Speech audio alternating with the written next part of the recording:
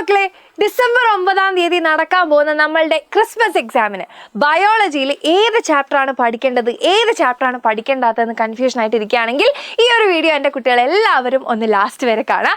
And ഇപ്പോൾ തന്നെ ഈ ഒരു വീഡിയോ പോസ് ചെയ്യുക, ഒരു ഹാർട്ട് ഇട്ട് തരാം. ഓക്കെ, അപ്പോൾ നമ്മുടെ ബയോളജി നമുക്ക് പഠിക്കാനുള്ള ചാപ്റ്റേഴ്സ് ഇതൊക്കെയാണ്. ഓക്കെ, അപ്പോൾ ഈ ചാപ്റ്ററുകളൊക്കെ നിങ്ങൾക്ക് കണ്ടത് വെച്ചിട്ട് നിങ്ങളെ തന്നെ അതായത് ഇപ്പം നിങ്ങൾ എത്രത്തോളം പഠിച്ചു കഴിഞ്ഞു, എത്രത്തോളം കവർ ചെയ്തു എന്നുള്ളതിനനുസരിച്ച് ഔട്ട് ഓഫ് 10 നിങ്ങളെ തന്നെ എത്ര റേറ്റ് ചെയ്യും എന്നുള്ളത് ഒന്ന് താഴെ കമൻറ്റ് ചെയ്യുക. അതായത് നല്ലോണം പഠിച്ചു എന്നാണെങ്കിൽ ഒരു 9, 10, 8 ഒക്കെ കൊടുക്കാം. അതല്ല ഇനി അത്ര പഠിച്ചിട്ടില്ല എന്നാണെങ്കിൽ ഒരു 5, 6, 7 വരാം. തീരെ പഠിച്ചിട്ടില്ലെങ്കിൽ 1, 2, 3 വരാം. ഒന്നും പഠിച്ചില്ലെങ്കിൽ 0 കൊടുക്കാം. ഓക്കെ, ഒന്നും പഠിച്ചില്ലെങ്കിൽ നല്ല അടി കിട്ടണം.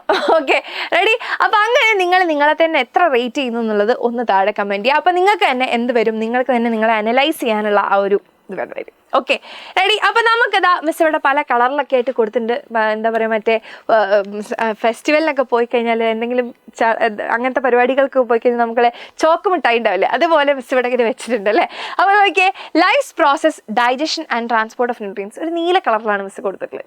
അപ്പോൾ ഇത് നമുക്ക് ഓണം എക്സാമിന് ഉണ്ടായ ചാപ്റ്റേഴ്സ് ആണ് അല്ലേ, നമ്മൾ ഓണം എക്സാമിന് പഠിച്ച ചാപ്റ്റേഴ്സ് ആണ്. അപ്പോൾ ഈ ഓണം എക്സാമിന് പഠിച്ച ചാപ്റ്റർ ഈ എക്സാമിന് ഉണ്ടാവില്ല എന്നാണോ? ഉണ്ടാവില്ല എന്നല്ല, ഇതിനകത്ത് നമുക്ക് കുറച്ച് ക്വസ്റ്റ്യൻസ് വരും.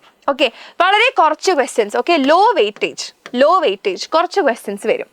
ഇനി അടുത്ത നമ്മൾ നോക്കുകയാണെങ്കിൽ റെഡിൽ മിസ് 2 കൊടുത്തിട്ടുണ്ട് അല്ലേ. എന്താ അത്? റെസ്പിറേഷൻ ആൻഡ് എക്സ്ക്രീഷനും നമ്മുടെ ശ്വസനവും വിസർജനവും അതേപോലെ തന്നെ ബിഹൈൻഡ് മൂവ്മെന്റ്സ്. അപ്പോൾ ഇത് രണ്ടും മക്കളെ റെഡിൽ കൊടുത്തതെന്ന് പറഞ്ഞാൽ ഇതാണ് ഹൈ വെയിറ്റേജ്. ഏറ്റവും കൂടുതൽ നിങ്ങൾക്ക് ക്വസ്റ്റ്യൻ വരാൻ പോകുന്നത് ഈ 2 ചാപ്റ്റേഴ്സിൽ നിന്നാണ്. ഏറ്റവും കൂടുതൽ നിങ്ങൾക്ക് ക്വസ്റ്റ്യൻ വരാൻ പോകുന്നത്. ഓക്കെ, അപ്പോൾ ഈ ഒരു ചാപ്റ്റർ നിങ്ങൾ പഠിക്കുക എന്നുള്ളത് വളരെ ഇമ്പോർട്ടൻ്റ് ആയിട്ടുള്ള കാര്യമാണ്. അതായത് നിങ്ങളൊന്നും പഠിച്ചിട്ടില്ല എന്നുണ്ടെങ്കിൽ, ഇപ്പോൾ ഒരു 6 താഴോട്ടേക്ക് റേറ്റ് ചെയ്ത മക്കളുണ്ടെന്നുണ്ടെങ്കിൽ നിങ്ങൾ ഏറ്റവും ആദ്യം പഠിക്കേണ്ടത് ഈ 2 ചാപ്റ്ററാണ്. കാരണം നമ്മളുടെ എക്സാമിന് ഏറ്റവും കൂടുതൽ നിങ്ങൾക്ക് ക്വസ്റ്റ്യൻ വരാൻ പോകുന്നത് ഇത്രയും 2 ചാപ്റ്റേഴ്സിനാണ്. അപ്പോൾ അത് നിങ്ങൾ പഠിച്ചെഴുതി കഴിഞ്ഞാൽ തന്നെ അത്യാവശ്യം നല്ലൊരു മാർക്കിലേക്ക് നിങ്ങൾക്ക് പെട്ടെന്ന് എത്താൻ പറ്റും. നേരെ മറിച്ച് നിങ്ങൾ ആദ്യം മുതലേ എല്ലാം പതുക്കെ പഠിച്ച് വരികയാണെന്നുണ്ടെങ്കിൽ ഇവിടേക്ക് എത്തുമ്പോഴത്തേക്ക് എക്സാമിന് ടൈം ആകുമ്പോൾ നമുക്ക് ടെൻഷനാവും, സ്ട്രെസ്സാവും. അപ്പോൾ നമ്മൾ എന്ത് ചെയ്യും? ഇത് പഠിച്ചൊന്നും നമുക്ക് ഓർമ്മ ഉണ്ടാവില്ല. എക്സാമിനാണെങ്കിൽ കൂടുതൽ ക്വസ്റ്റ്യൻ വരെ ഇതൊന്നും നമ്മൾ എഴുതൂല്ല. ഓക്കെ, അപ്പോൾ ഇപ്പോൾ നിങ്ങൾ സ്റ്റാർട്ട് ചെയ്യുകയാണെന്നുണ്ടെങ്കിൽ നിങ്ങൾ എന്ത് ചെയ്യുക? ഏറ്റവും ആദ്യം നിങ്ങൾ ഈ 2 ചാപ്റ്റർ പക്കയാക്കി പഠിച്ചു വെക്കുക. എന്നാൽ തന്നെ മക്കളെ നിങ്ങൾക്ക് ഒരു 80% മാർക്ക് കിട്ടും. ഓക്കെ, അപ്പോൾ ഇത് പഠിച്ചതിന് ശേഷമാണ് നിങ്ങൾ ഇതിലേക്ക് പോകണ്ടു, ഈ 2 ചാപ്റ്ററിലേക്ക് പോകണ്ടു. ഇത് നമ്മൾ ഓൾറെഡി ഓണം എക്സാമിന് പഠിച്ച ചാപ്റ്റർ ആയതുകൊണ്ടും വളരെ കുറച്ച് ക്വസ്റ്റ്യൻസ് ആണ് അതിനകത്ത് നിന്ന് വരുള്ളൂ എന്നുള്ളത് കൊണ്ട്, അതായത് ഇതിനെ കമ്പയർ ചെയ്ത് നോക്കുമ്പോൾ ഇതിന്ന് കുറച്ച് ക്വസ്റ്റ്യൻസേ വരുള്ളൂ. അതുകൊണ്ട് നമ്മൾ അതിനെന്ത് ചെയ്യുക? ഈ 2 പഠിച്ച് പെർഫെക്റ്റ് ആക്കിയതിന് ശേഷം ഇതിലേക്ക് പോവുക.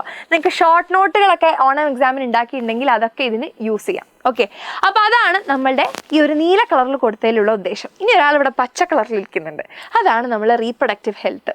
അപ്പോൾ ഈ റീപ്രൊഡക്റ്റീവ് ഹെൽത്ത് എന്ന് പറയുന്ന ചാപ്റ്റർ നമ്മളെ സ്കീം ഓഫ് വർക്ക് അനുസരിച്ച് ഡിസംബറിൽ വരുന്നുണ്ട്. ഓക്കെ, നമ്മൾ സ്കീം ഓഫ് വർക്ക് അനുസരിച്ച് ഡിസംബറിൽ വരുന്നുണ്ട്. പക്ഷേ ഡിസംബർ ആദ്യമാണ് നമ്മളുടെ എക്സാം എന്നുള്ളത് കൊണ്ട് ഈ ഒരു ചാപ്റ്ററിൽ നിന്ന് ക്വസ്റ്റ്യൻസ് വരാനുള്ള സാധ്യത വളരെ കുറവാണ്. നിങ്ങൾ എന്ത് ചെയ്താൽ മതി? എല്ലാം പഠിച്ചതിന് ശേഷം, ഇതൊക്കെ പഠിച്ചു കഴിഞ്ഞതിന് ശേഷം ലാസ്റ്റ് ഓപ്ഷനായിട്ട് ഇതിനെ ഒന്ന് വായിച്ചു വെക്കുക, ഒരു പകുതി ചാപ്റ്റർ. ഓക്കെ, ഒരു പകുതി ചാപ്റ്റർ ഒന്ന് വായിച്ചു വെക്കുക. എന്തായാലും മൊത്തം ചാപ്റ്ററിനൊന്നും നമുക്ക് ക്വസ്റ്റ്യൻസ് വരില്ല. ഒരു പകുതി ചാപ്റ്റർ നിങ്ങൾ വായിച്ചു വെക്കുക. ഓക്കെ, ലാസ്റ്റ് ഓപ്ഷൻ ആക്കിയിട്ട് വെക്കാം. ഓക്കെ, എന്നിട്ട് എന്ത് ചെയ്യുക? നമ്മൾ എക്സാമിൻ്റെ തലേന്ന് ഒന്ന് ആ ഒരു ഫുൾ ചാപ്റ്റർ ഒന്ന് വായിക്കുക. ഇപ്പം പഠിക്കുന്ന സമയത്ത് നിങ്ങൾ എന്ത് ചെയ്യുക?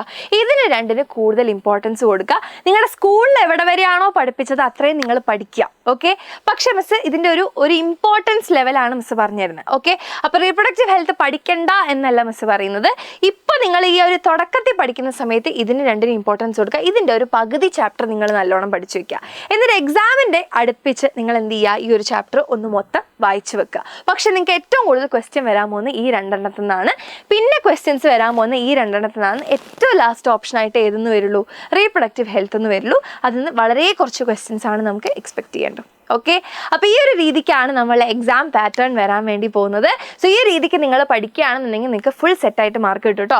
അപ്പോൾ ഈ വരുന്ന ചാപ്റ്റേഴ്സൊക്കെ നിങ്ങൾക്ക് എങ്ങനെ കിട്ടും എന്നുള്ള ടെൻഷനിലാണ് നിങ്ങളെന്നുണ്ടെങ്കിൽ ഇനി വരുന്ന നമ്മളുടെ 9ാം ക്ലാസ്സിൻ്റെ ലൈവുകൾ നിങ്ങൾ കറക്റ്റായിട്ട് അറ്റൻഡ് ചെയ്ത് കഴിഞ്ഞാൽ എക്സാം വരെ ഞാനും ഫാസിൽ സാറും നിങ്ങളെ കൂടെ ഉണ്ടാകും.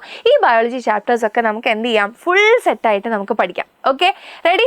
അപ്പോൾ നിങ്ങൾ എല്ലാവരും ഈ വരുന്ന ക്രിസ്മസ് എക്സാമിന് A+ വാങ്ങാൻ റെഡി ആണെന്നുണ്ടെങ്കിൽ നമ്മളുടെ കമന്റ് ബോക്സിൽ ഒന്ന് A+ എന്ന് പറഞ്ഞിട്ട് കമന്റ് ചെയ്യാം. ഓക്കെ, അപ്പോൾ എല്ലാവർക്കും all the very best. Tata, bye bye, thank you.